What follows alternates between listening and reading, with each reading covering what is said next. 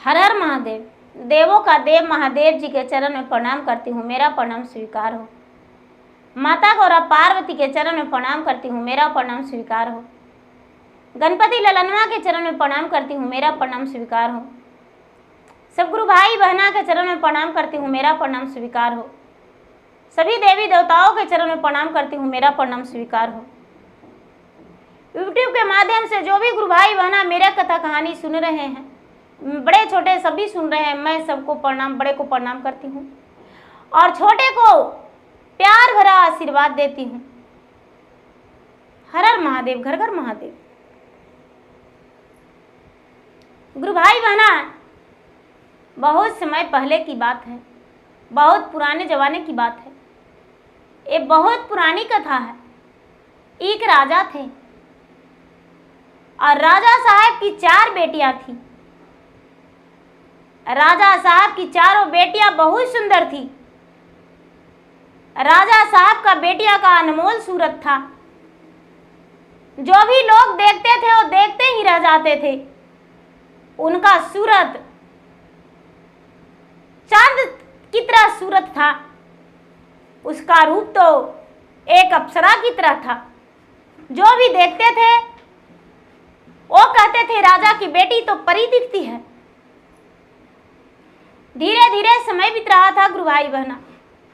राजा साहब की चारों बेटियां बड़ी हो रही थी और राजा साहब की पत्नी स्वर्ग की प्राप्ति हो गई। राजा साहब को लगने लगा, अरे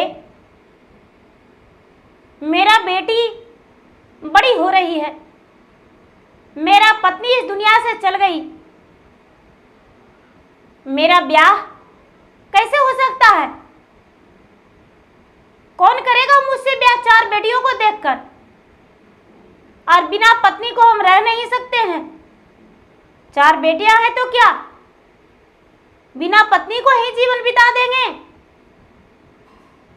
गुरु भाई बहना, मंत्री से बात शेयर किए तो मंत्री कहते हैं कि राजन ऐसी कोई बात नहीं, आप ब्याह करना चाहते हैं तो ब्याह कर लीजिए, आपका पत्नी आ जाएगी घर में, चारों बेटियों का मान सम्मान बढ़ जाएगा, आप बेझिझक ब्याह कर सकते हैं। चारों बेटियां जो थी एक पर एक थी, उसमें हर कला था। चारों बेटियां के पास हर कला था। राजा साहब ब्याह का ऐलान कर दिए और ब्याह कर लिए। राजा साहब की रानी आ गई घर में। धीरे धीरे समय बीत रहा था। बीतते बीतते बीतते 2 वर्ष 3 वर्ष बीत गया। राजा साहब की नई पत्नी चारों बेटियां को देखकर जलस होने लगी और राजा से कहती है कि राजा साहब, आपका 4 बेटी थी, फिर भी आप ब्याह किए, मुझे ये अच्छा नहीं लगा राजा साहब। राजा कहते हैं आपकी मर्जी, आप यदि कहेंगे तो हम अपना बेटी को इस नगर से दूर छोड़ देंगे। कहते ऐसा बात? तो हाँ राजा साहब, हम परीक्षा आपको लेना चाहते हैं। ठीक है, अपना बेटियां को जंगल में पहुंचा दीजिए चारों के। राजा कहते हैं इसमें देर होगा थोड़ी, देर किस बात की, आज ही हम पहुंचा देंगे। रात्रि में बात हुआ। बड़ी बेटी सारी बात सुन रही थी। बड़ी बेटी को लगा कि आहा, मैं इतना खूबसूरत हूं, जंगल में कैसे रहेंगे, मेरे पिताजी वन में छोड़ लाएंगे। ओ बेचारी क्या की गुरु भाई बहना, कि जो भी घर में गहना गुड़िया था सब छप्पे छप्पे छान मारी और एक एक गहना गुड़िया जमा कर ली और जमा करके और गांठ में बांध ली और चारों बहना का कपड़ा सरिया ली। चारों बहना का कपड़ा सरिया के और रख ली। सवेरा होते उसको पिता कहते हैं कि बेटी चलो तुम्हें कहीं दूसरे जगह घुमाने को लिए ले जाएंगे। चारों लड़कियां खुश हो गई, कहती है ठीक है पिताजी चलिए। राजा साहब चारों पुत्री को बोले कि कुछ रास्ता का भोजन पानी बना लो। चारों बेटियां जान चुकी थी कि मेरे पिताजी मुझे छोड़ने जा रहे हैं। चारों कहती है पिताजी क्या भोजन बनाएंगे? कुछ नहीं बनाएंगे, बस कहीं रास्ते में कुछ खा लेंगे बाजार में। चलिए। राजा साहब घर से निकल दिए। तो जब निकलती है दरवाजे से बड़ी बेटी, तब भगवान से प्रार्थना करती है, अपने माँ से कहती है, ए राजा जी के बेटी आए, अरहले राज महालिया जी, कैसे हम बनावा मेरा हवजी, सुतले पलंगिया पर अखैली खोवा में बाजी, दाल भात करली भोजन जी, कैसे जाए बबन वास जी, राम जे बन में गईले सीता संग साथिया जी, और लक्ष्मण रहलन गोरी जी, और तैयो भयल सीता हरण जी। गुरु भाई बहना अपना गृह से कहती है विलाप करके कि हम कैसे रहेंगे, मेरे पिताजी तो वन में छोड़ने जा रहे हैं। गृह जो था, गृह के आंसू गिरने लगा। चारों बहन घर छोड़ दी। राजा साहब आगे आगे और पीछे से चारों बेटियां जा रहे हैं। चलते चलते चलते चलते घना घोर जंगल में राजा साहब चारों बेटियां को लेकर पहुंच गए। अंधेरी होने वाला था तो राजा कहते हैं कि बेटी अंधेरा होने वाला है, तुम यहीं पर बैठो, हम रास्ता देखते हैं, आगे कोई घर द्वार है क्या? चारों बेटी बोली हाँ हाँ पिताजी हम देखते हैं, जाइए देख लेंगे, हम बैठ जाते हैं, देख लीजिए। राजा वहां से निकल पड़े।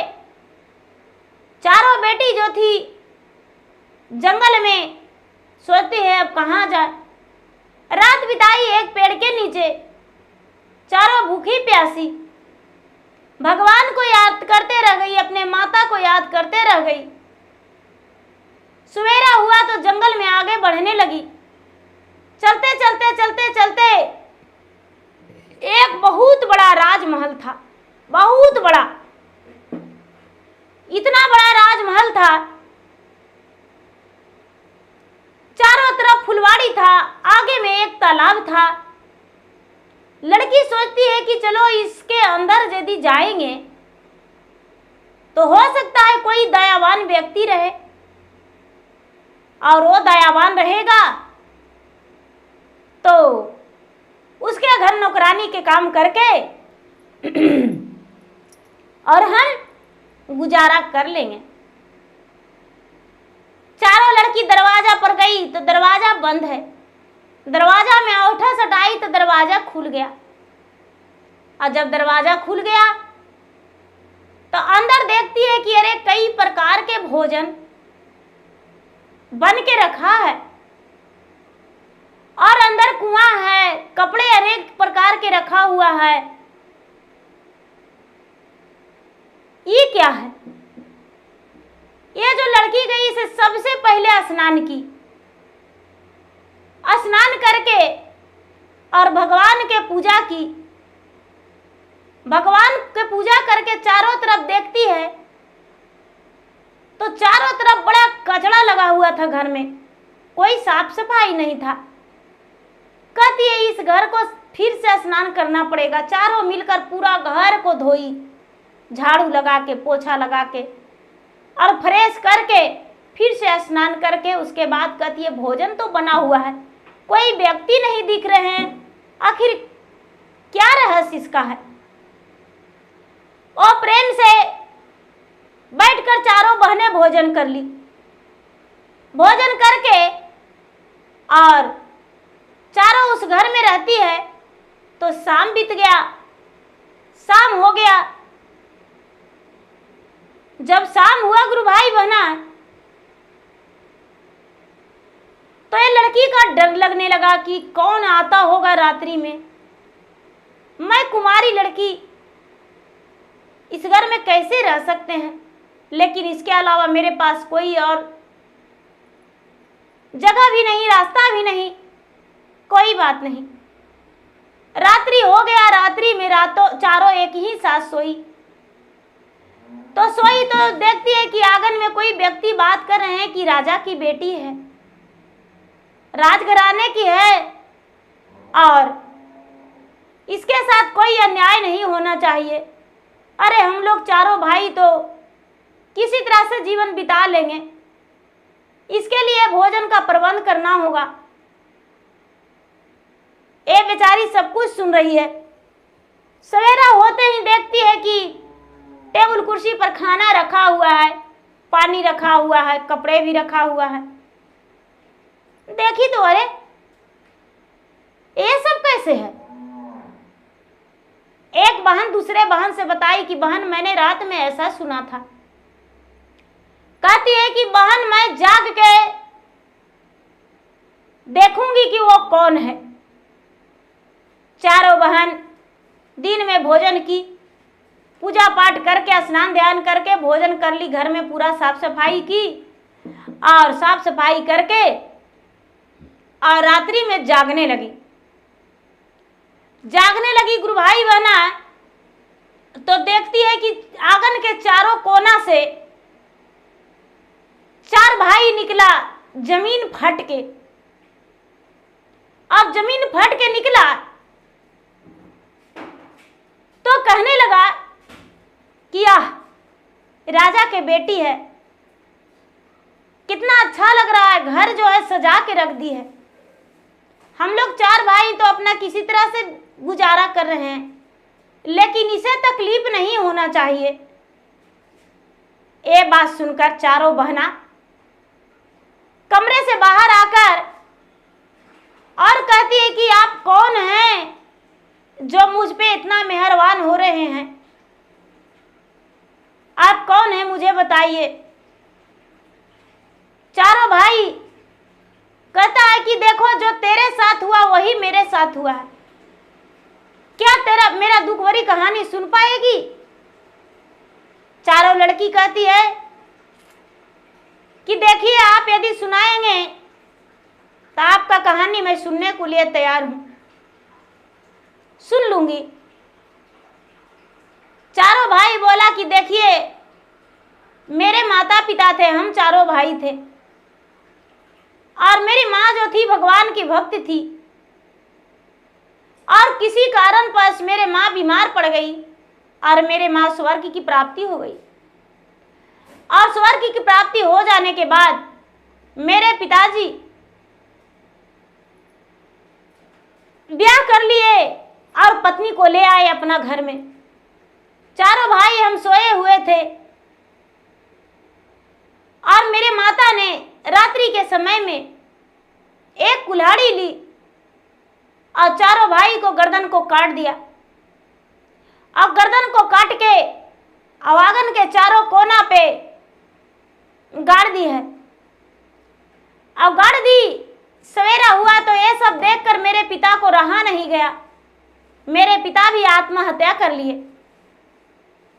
मेरी माँ जो थी मंत्री के साथ गलत संबंध बना रखी थी, सौतेली माँ, तो मंत्री के साथ भाग गई। अब ये राजमहल किसी काम का नहीं, राजमहल में कोई रह नहीं रहा है। हम चारों भाई प्रेत आत्मा हैं और प्रेत आत्मा बनके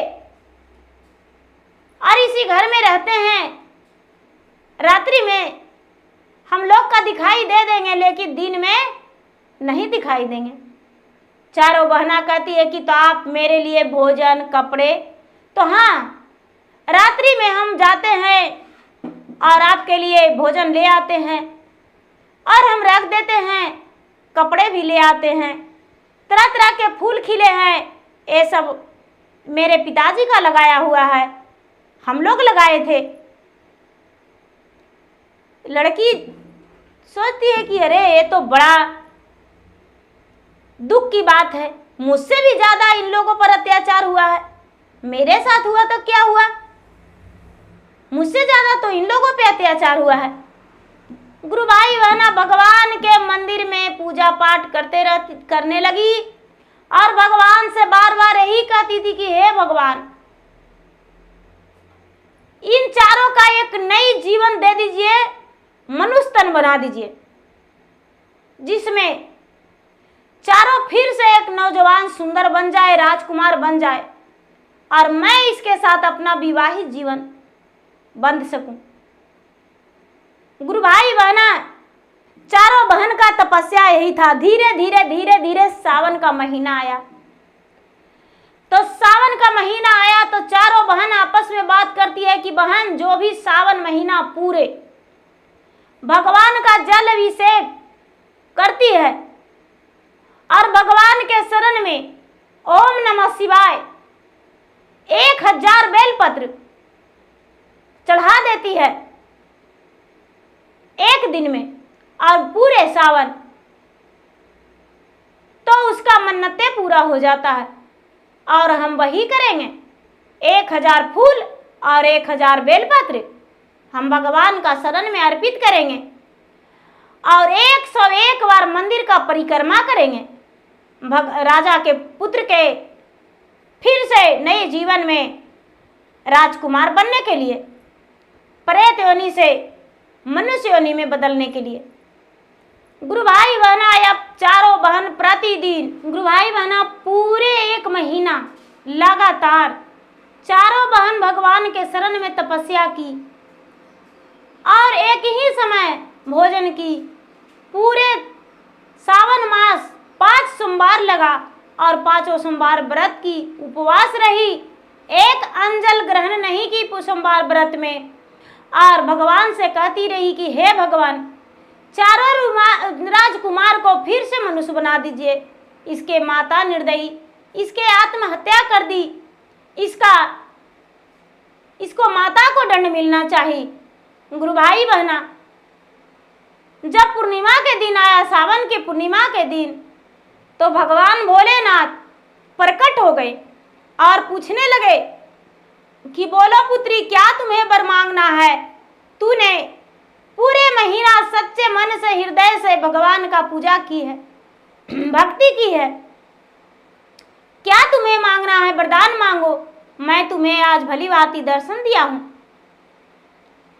चारों बहनें कहती है कि महाराज आप तो अंतर्यामी हैं, आप तो सब कुछ जानने वाले हैं, आप 3 लोक का मालिक है, तो क्या मेरा दुख के बारे में आपको नहीं पता?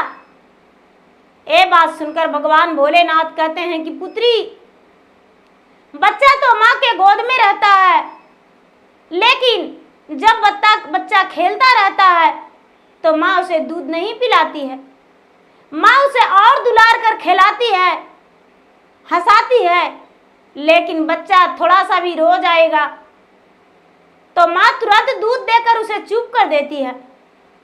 माँ समझ जाती है कि बच्चा भूखा है। पुत्री, तुम्हारे पास जो भी बातें हैं और मुझसे अपना दिल खोल कर बताओ, हम तुम्हारा दुख का हरण कर देंगे।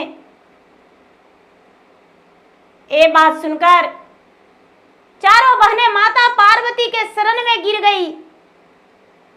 माता पार्वती सुहागवती भवा आशीर्वाद देकर कहते हैं, पुत्री तुम्हारा दुख को हम समझ सकते हैं, बताओ।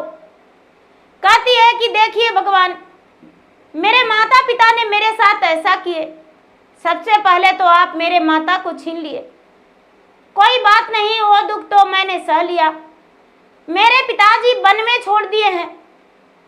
हम चारों बहनें बड़े बड़े हैं, जवान हैं, खूबसूरत हैं। अकेले वन में भटक रहे थे, राजमहल मिला। जब राजमहल के अंदर आए तो इसमें ये सब कहानी है। और ये जो 4 राजकुमार है उसे फिर से मनुष्य तन में बना दीजिए, जो कि हम चारों बहनें उसके साथ पूरी जिंदगी बिता लूं। भगवान कहते हैं कि ये नमस्तु, चारों जो भाई है तो मेरे चरण धोती हो, वो जल उठाकर कलश में भर देना, एक दीपक जला देना, उस पे कलश में भर के दीपक जला देना। जब चारों भाई तुम्हारे पास आएगा तो अपने अपने कलश से चारों राजकुमार को नहला देना। उसके बाद उससे बातें करना, फिर से वो मनुष्य बन जाएगा। ये बात सुनकर चारों बहना प्रसन्न हो गई। चारों बहना प्रसन्न हो गई और चारों मिलकर भगवान के चरण का धोई और कलश में उठा के उसमें दीपक जलने को लिए चारों बहना छोड़ दी।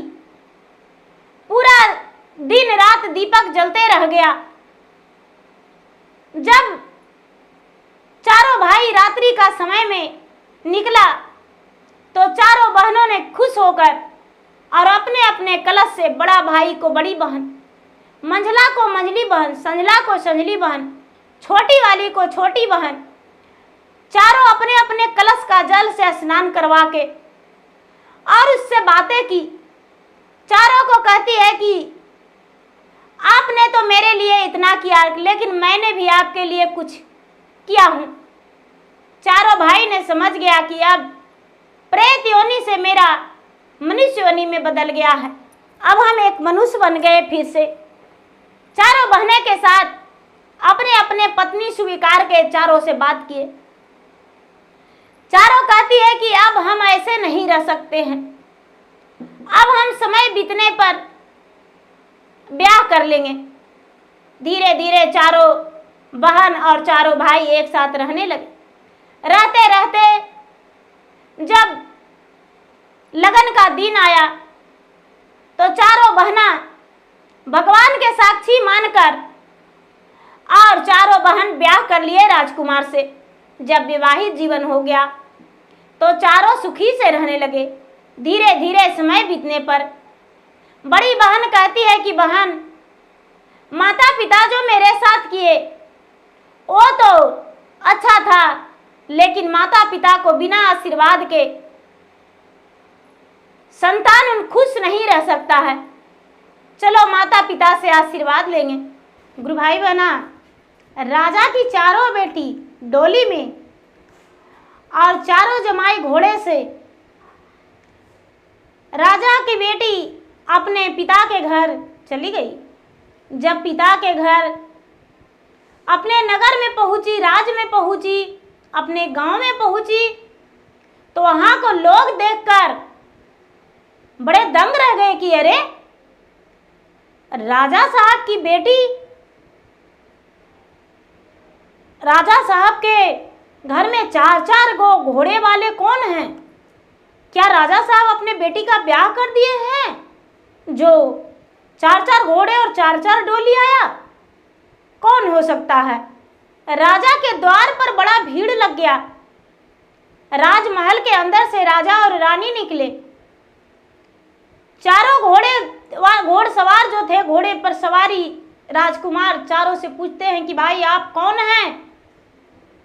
चारों उतरकर राजा को पैर छूकर कहता है कि पिताजी आप पहचाने नहीं, मैं आपका जमाई हूं। राजा कहते हैं कि नहीं, मेरा जमाई नहीं हूं। डोली में वो हार था, वो हार से उघार के घूंघट हटा के और चारों राजकुमारी डोली से उतर के और चारों अपने पिता के पांव छूकर कहती है, पिताजी आपका बेटी आप नहीं पहचाने? राजा दंग आके और अपने आंखों से आंसू झरझर गिराने लगा और कहने लगे कि बेटी, मैंने बहुत तुम्हारे साथ अन्याय किया और देखो मेरे साथ क्या हो रहा है। जब से तुम्हें हम घर से जंगल में छोड़ दिए, मेरे साथ तो घर में सब संपत्तियां तहस नहस हो रहा है और तुम देखो अपना सुखी जीवन बिता रही थी, अपना वैवाहिक जीवन कर लिया। राजा रानी अंदर ले गए। सौतेली माँ कहती है, बेटी तुम्हारे आने के लिए मैंने मन्नत मांगा था भगवान से कि भगवान मेरा बेटी को वापस लौटा देना। बेटी कहती है, हाँ माँ जी, यह तो सही बात है, आपने मन्नत मांगे थे। रात बिताई चारों बेटियां, चारों आपस में बात करती है कि बहन मुझे माँ पे भरोसा नहीं, यदि हमें या मेरे पति का, चारों बहन में से किसी का भी माँ नुकसान पहुंचा दिया तो यह सह नहीं पाएंगे हम, इसलिए चलो माँ से, पिताजी से विदा लेते हैं और अपने राजमहल हम चले जाएंगे। सवेरे होते ही चारों जमाई अपने ससुर से बोला, पिताजी हमें विदा दे दीजिए, हम यहाँ से अपने घर जाएंगे, मेरा घर में कोई नहीं है। राजा साहब कहने लगे कि ये राजपाट तो आपका ही है, राजमहल आपका ही है। राजा की चारों बेटी बोली, पिताजी कोई बात नहीं है, तो सचमुच में मेरा है, लेकिन अपना घर जाना चाहते हैं। बेटी ससुराल में ही खुश रहती है और हम ससुराल जा रहे हैं। राजा साहब चारों बेटी का विदा कर दिए। चारों बेटी अपना ससुराल चली गई। चारों बहन एक ही घर में खुशी खुशी रहने लगी। यहाँ से चारों बहन और वहाँ चारों गोतनी बन गई, देवरानी जेठानी आपस में बन गई और खुशी खुशी जीवन बिताने लगी। गुरु भाई बहना, समय बीतते बीतते चारों राजकुमार के जो माँ थी, जो मंत्री के साथ भागी थी, जब जो भी धन रुपया गहने लेकर माँ गई थी तो सौतेली माँ वो खत्म हो गया, तो मंत्री ने धक्के मार के, लात मार के उसे निकाल दिया घर से। वापस राजमहल में आई। राजमहल में देखती है कि अरे चारों राजकुमार तो जिंदा है और ब्याह भी कर लिया है, ये कैसे हो सकता है। सौतेली माँ तो अपने बेटे को देखकर दंगी रह गई। बेटे के सामने जाके हाथ जोड़ी, बेटा मुझे क्षमा कर दो, मैंने प्यार में अंधा होकर तुम्हें मार डाला और मैं मंत्री के साथ भाग गया, लेकिन मंत्री ने भी मुझे ठुकरा दिया और ठुकरा कर मुझे अपना घर से निकाल दिया। बेटा मुझे रहने का जगह दे दो, 2 वक्त का रोटी दे देना। चारों बेटा चारों बहुएं दयावान थे। अपने ही घर में सौतेली माँ को जगह दे दिया और चारों बहू ने उसे सास स्वीकारा। बोला, माँ जी आपके अलावा मेरा कौन है, आप अच्छे से रहिए। सब सुखी जीवन बिताने लगे और खुश रहने लगे, लेकिन चारों बेटा अपने सौतेली माँ पर विश्वास नहीं किया। बस प्यार उतना ही देता था जितना तक होना चाहिए। तो गुरु भाई बहना, मेरा वीडियो अच्छा लगे तो मेरा वीडियो का लाइक करें, शेयर करें। चैनल पर यदि नए हैं तो चैनल का सब्सक्राइब करें, बेल आइकन घंटी को दबाएं, जो कि मेरा वीडियो का नोटिफिकेशन सबसे पहले आपके पास जाए और आप मेरा वीडियो का सुन सके, देख सके और लाभ उठाए। धन्यवाद। हर हर महादेव, घर घर महादेव।